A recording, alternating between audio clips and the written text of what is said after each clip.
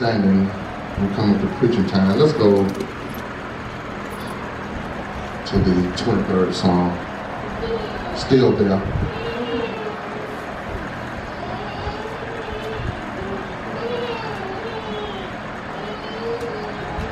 I want to go to the 23rd Psalm and verse 3.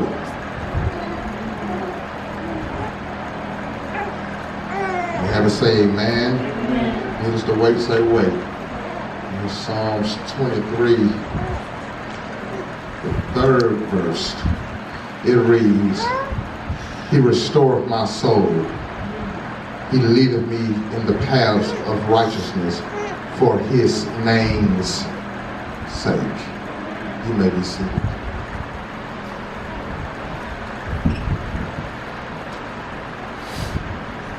He restoreth my soul.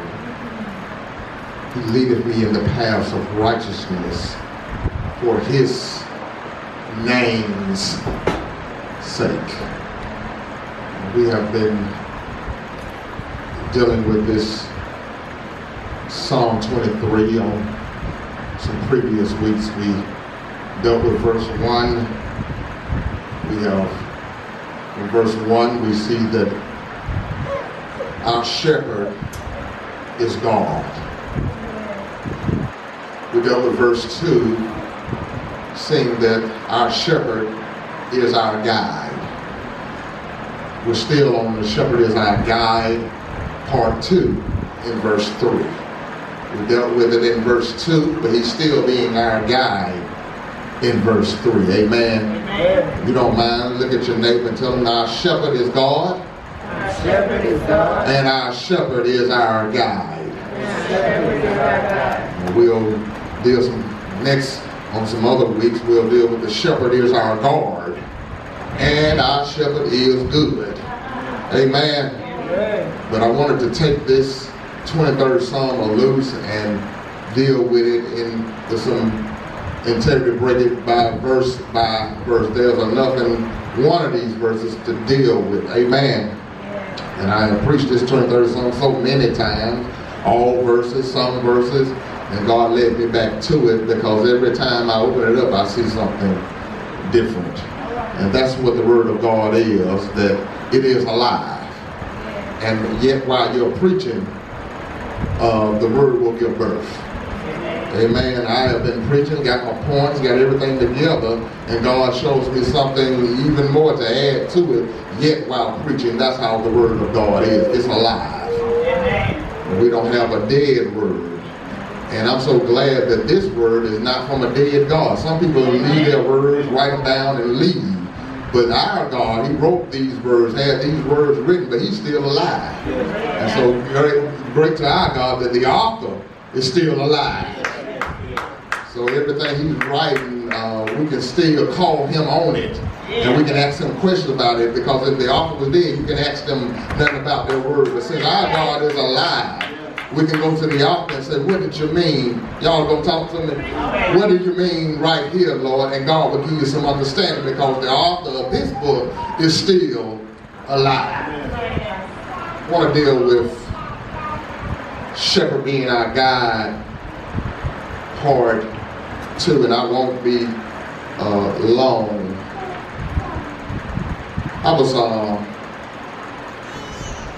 You have to be careful who you allow to guide you. You've got to be careful who you take advice from. You have to be careful who you keep company with. Because sometimes who you associate with and who you are around can affect you. I knew y'all weren't going to say nothing to me, but that's all right, because I understand that sometimes what other folks got on them can rub off on you. Me and Jeanette are in the house, we're trying to do some painting, and every time somebody comes in the kitchen, then we have to tell them, be careful not to get on the wall, because what's on the wall might get off on you. Sometimes people are like that. You got to be careful who you're around, because you don't want, if you don't want what they got, you better get away from around, because a lot of times who you're around can get off onto you. But thank God that we have a shepherd that we are around. That when I'm around him, Mr. Richard, that what he got on him will not only get off on me, bro, but it'll get over in me. And that's why I'm glad that we have a shepherd that is totally involved in our lives, because I need what he got. I don't know about you, maybe you got everything together, maybe you don't need anything from the Lord, but as for me and for my house, I need him every day, and I need what the Lord has, not material things, but I need the Lord's wisdom. I need the Lord's understanding. I need the joy of the Lord, because that is my strength. I need the peace of God and peace with God. So I have to stay around God in order to get what I need. He says right here, and we know that in verse 2 we were dealing with, the Lord has to make us lie down in green pastures. Because if he didn't make us lie down, we would miss our blessing. We would just run through the green pastures and not take a rest. I come out here to tell somebody it's all right sometimes to rest. Rest is ordained by God. And after you rest, then it's time to work. If you look at what God did when he was creating the world, on the seventh day he did what? And so it's ordained by God that in certain periods and certain journeys in our life, AJ, that we have to stop and take a rest. Because forget what people are talking about. I know many say that, look, I'll sleep when I'm dead. Look, but God has ordained some sleep right now, because you need to rest. Sometimes when I'm working and I get tired, I tell Jeanette, I say I'm going to have to leave it alone now because I'm tired, and while I'm tired, I might mess something up. So sometimes, or is due to rest at certain times so that you can rest. God revives you again, and then you go back in the strength of the Lord once again. Amen. He says he has to make us lie down in green pastures. Say, lead us beside the still waters. Preacher, if you look at verse 2, it's more of our shepherd being our guide. He's gently leading us in verse 2. If you look at verse 3, though, Dad, he is a little bit more forceful in verse 3. Because when he says he leadeth this time, it says that he's driving us on this one. He's not gently leading us now, now he is driving us forward. He says that he restoreth my soul.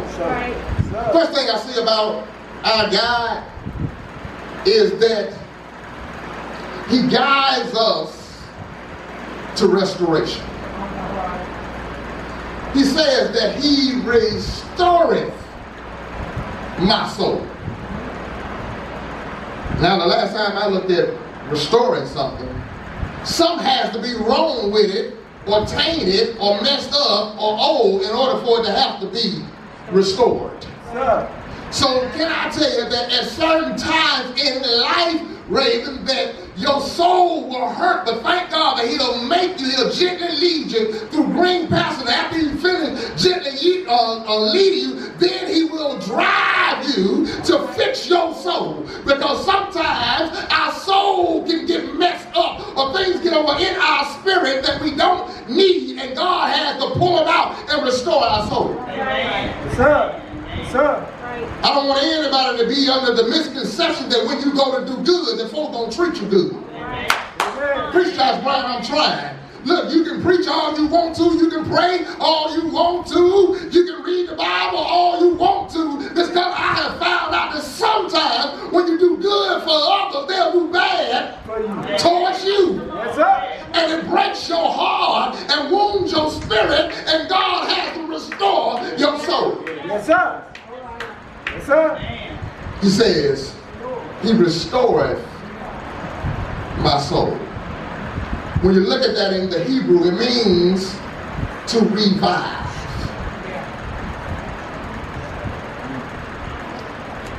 When you look at soul, it means breath.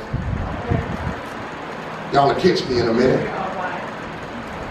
When it says restore, it means to revive, to resuscitate. Soul means breath. Y'all acting funny? Restore means to revive and to resuscitate. Soul, bruh, means breath. Bruh acting funny. Jose, restore means to revive and to resuscitate. Soul means breath. Let me come in a little closer. When your soul feels like it's going to give out of breath, woo, God then will breathe back over into you all over again to restore your soul. If you look at Genesis, when you first see the word soul, it said that God breathed and they became a living soul. So everything that I got is on God because that's how I'm living. I'm on the breath of God. But when I run out and feel like I'm about to give up, God will blow back into me once again. He restoreth my soul. I don't know how you feel about it, but sometimes we get weak. Amen. Sometimes we get sad. Sometimes our heart is broken. And God will lay you down and blow breath back into you so you can get back up and do what thus saith the Lord. That's why I tell people, don't try to do it, baby, in your own strength, but rely on God. And if you're doing ministry and you don't never get tired, I got to scratch my head on that one because I know that when you're really working for God, Shane, sometimes you're going to get tired. Sometimes you're going to get frustrated. Sometimes you're going to want to cuss folk out. Sometimes you're going to roll your eyes. But you got to keep going. Man, my sister, I'll let you in on a private. She's not here, so she can't get on to me. I'll let you in on a private conversation me and my sister had just last week when we were doing vacation Bible school. Me and her work very well together. But sometimes we get on each other's nerves. Y'all hear me? Yeah. Sometimes when we're putting things together, and she might be like, JB, do this or this or that, or what about this? And I'm focused on this, and I'll be walking out like, she getting on my nerves. And she does the same thing, but guess what?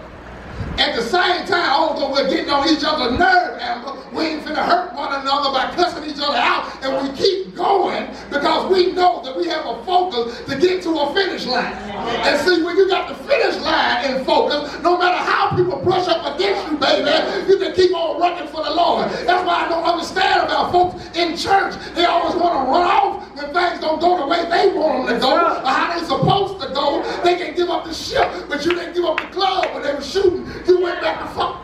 You went back to fight with me. You did what you want to do. You didn't stop being on the block when the cops were hot. But when it comes to church and things don't go like we think they should go, then we want to give it up. Amen. Come on. He says, he restoreth my soul. Yes, sir. He revives me. Thank God for restoration. That he will restore your soul. See, because when you focus on God and you focus about bringing people to Christ, if I focus on the same thing, we keep on working together. Sir. Let me say it one more time. When our focus is on the Lord and doing his work, then even when we get on each other's nerves, mama, we can keep going because the focus is on Christ and bringing folks to Christ. He says he restored my soul. He guides me to restoration. Secondly, it says right here, he leadeth me in the paths of righteousness.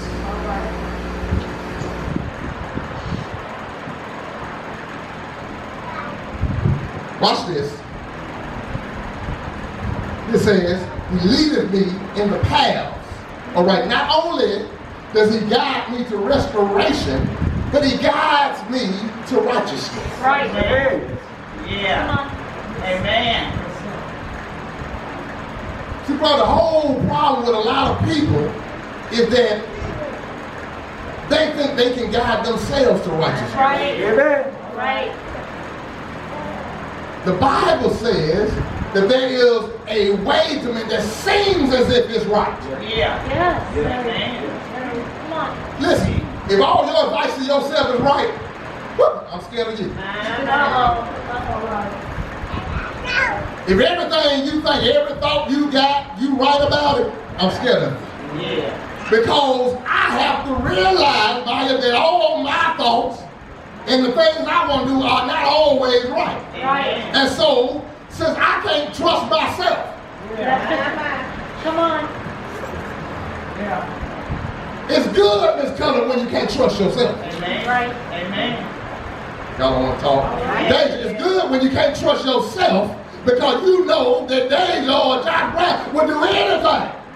But since when you know that, then it tells me, listen, don't trust me, I got to trust God. Yeah. Come on. So now I can't rely on Josh Brown. I rely on the Lord because God is going to lead me into righteousness. Yes, he is. Yes, he is. It says, he leadeth me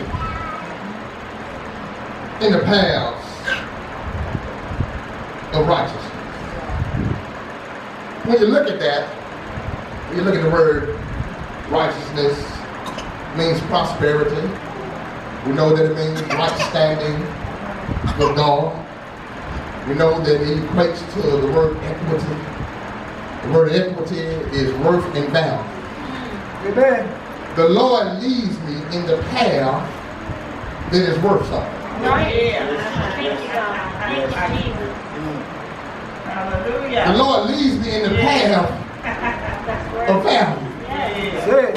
Glory. Linda, what does it profit a man to gain the whole world and lose his soul? Right. Come on. Let's go back up. He restored my soul. Come on. Come on. It's right there. Yeah. It's already there. He lets you know from the jump what's important. It's your soul, baby. Right. Come on. Amen. Josh, y'all please fix that. Amen. He restored my soul. Yes, God.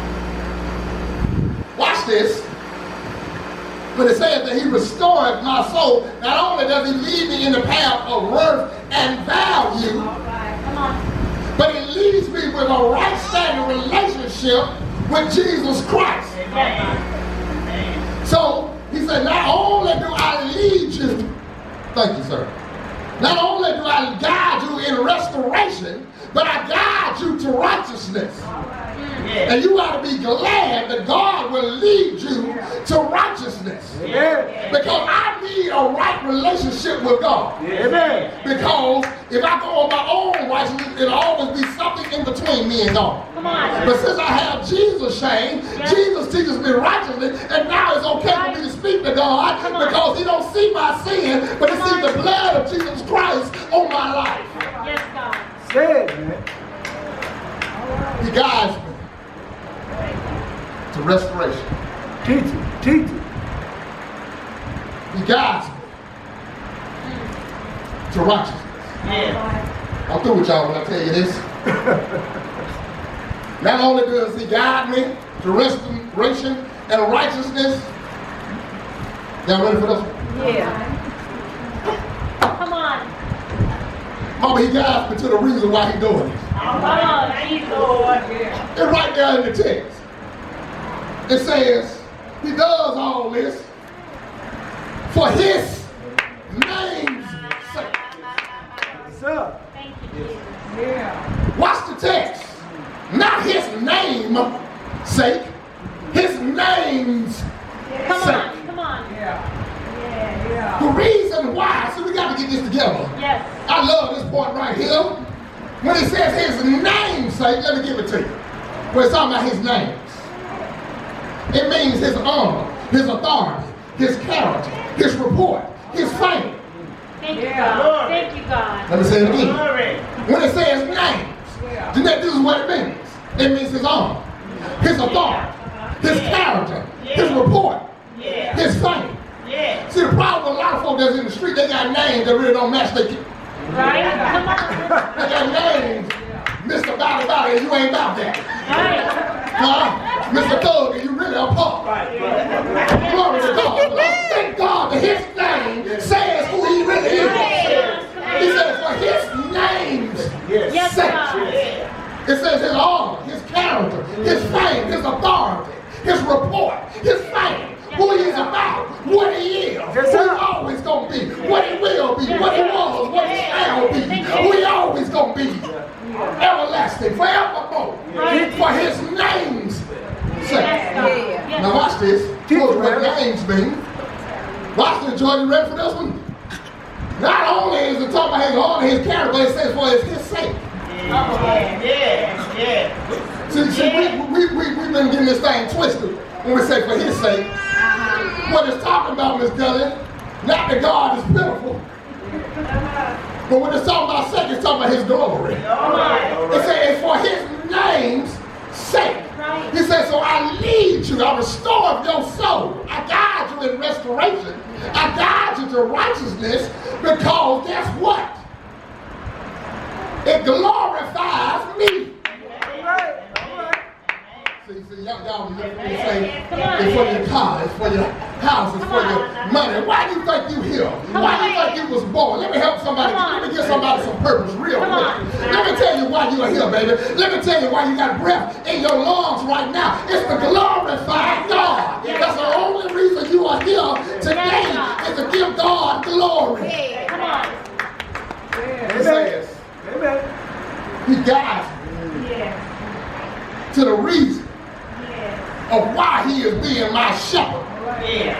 Because he says that when I guide you in restoration and when I guide you in righteousness, it glorifies me.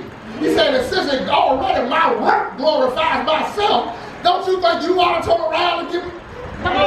Don't you think you ought to give me some glory for your? Look how quiet y'all are. Don't you think you ought to give God some glory for all he has done to you?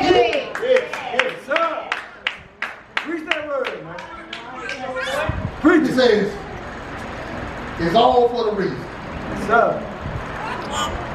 To glorify me. Y'all peek in real quick, real close to me right here. Be careful. And mama, this is how you'll know. This is how we'll know. Because everything in the word of God is to glorify God. Amen. If the message don't glorify God, it's not a message from God. Because we already see that it says for his name, he said, even what I do glorifies me. So my word glorifies me. Are y'all in here? He said, and then when you find out that my word glorifies me on its own, without you even repeating it, without you saying something, but since you understand that my word glorifies me, you ought to get some sense and say, let me glorify God. Yes. Come on. See, I want to be in that heavenly choir. And preacher is there. It says that the angels are always saying, holy, holy, holy. John, when I get there, I just want to get in line. Ain't nobody got to see me, ain't nobody got to pay me no attention because it ain't about Josh Brown, it's about God. And see, when we get to that place on the earth, we'll be better Christians. We'll be better church workers. We'll be better saints. But when we understand, it ain't about us, but it's about God. All right. I'm going to leave you showing up. I was lying the first time, I'm sorry. I'm going to leave you for real this time. When Jesus went to the cross. Come on.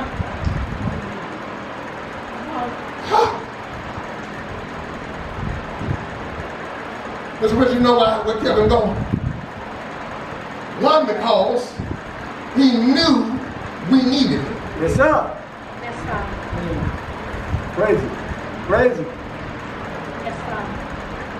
But then ultimately, it was to glorify Yes, sir. his Father. Yes, sir. You don't believe me? Come here, Garden of Gethsemane. Jesus goes to the garden. He really don't want to face the cross. because he understands it's going to hurt. You know, it's going to bring shame and embarrassment. And he prays. He's under so much pressure that it says that his sweat glands begin to sweat drops of blood. Yes, sir. You ain't never been under that kind of pressure. No. So that tells you that no matter what kind of pressure you are under, the Lord can handle it, because you ain't never sweated no drops of blood. Right. And he prays, Jose, Lord, if you can, remove this cup. Yes, sir. Say it. The Lord, and see, this is one thing about prayer. Prayer should change your mind. Yeah. Yes, sir. Yes, He sir. understands that God is not going to remove the cup. He said, but Lord, even though I want you to remove the cup, watch what he said. He said, but not my will, but thine will be done. Yes, Yes, God. sir. Yes, God. He said, so I'm going to go ahead and face this cross. He went fried. Yeah. Yes, sir. They crucified. Satan thought that he won. Yeah. The grave thought it won. Yeah. Sin thought it won. Yeah. Right. Goes in the grave, stays there fried. Stays there scared. Yes. Hell got a plot too. They said, we got it. Everybody we done brought down here, we done killed it. We got it. They singing, we got it. We got it. But can I tell you early, Yeah. Thank you, Jesus. Sunday morning, Yes, sir. he got up with all power in heaven and in earth in your hand. You know why? Because he glorified God. It was for the glory of God. Yes, sir. God. Yes, God. And that's what we do. Yes. Yeah. Yes, sir. Thank God that we have a shepherd Yes, sir. that can guide us. Yes. Yeah. If he can guide Jesus to the cross, to the grave, out of the grave, and to the sky, Yeah. surely he can guide you. Yeah. Hey, come on. Surely he can guide you to Hey, the cross. that's Your it. heart broken, surely he can mend it. You depressed, surely he can give you joy. You married, surely he can give you peace. You confused, surely he can give you understanding. He got it all, and it's all for his glory. Yes, sir. Yes, sir. Preach that word. Hey. Amen. Good word, good word, good word. That was a good word. Yes, sir. He said, restore my soul. Yes, sir. And he said that part about revive my soul. He said, well, sometimes you have to resuscitate you to come back. Yes, sir. Now they have to work on your heart, right? Before you get your heart pumped. Right. Come on. That was a powerful thing to say. Some of us need to let God revive us Yes. today. We need to let God revive us. Yes, God. Breathe his breath into us. Yes, sir. Because that's the only way we're going to live. Because if we don't, then we'll surely die. Yes, sir. We'll surely die. When God breathed into us the breath of life, that's when we can live. Yes, sir. That's when we can live. The doors of the church, the pastor already preached, so I don't have to say nothing. The doors of the church are open. If you need prayer, you need God to revive you and breathe into you the breath of life. The altar is open. If you want to join the church today, we have a visitor that came with Jamal, one of Jamal's classmates that came with him today, Todd. Glad to have you. But hey, doors of the church are open. God can revive. Yes, sir. He can revive. Jesus got up, so that means we can get up. Yes, sir. Yes, God. We can get up.